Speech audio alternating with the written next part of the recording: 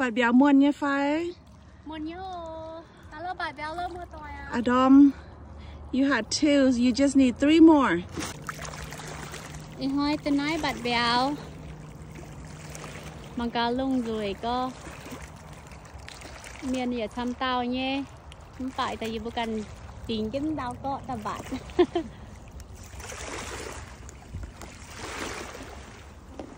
Just like, you wanna say anything? Hi. Hi, I hope you're enjoying.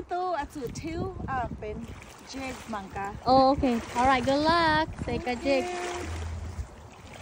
Nong yang bạn mà cả tún tú.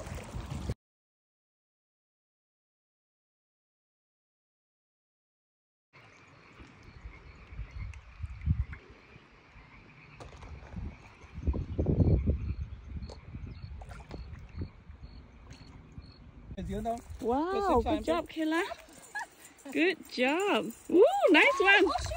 Oh, that one, mày. Bơ phá. Tức là, okay. You got it. Okay. Oh, nice. Oh my goodness. Good job. Thank you. Yeah. Yes, sẵn sẽ tôi nha. Come, chứ phải tờ mày hốt tờ. Ô, nó chọn như vậy. Yeah, man. Good job. Get another one. Look at that.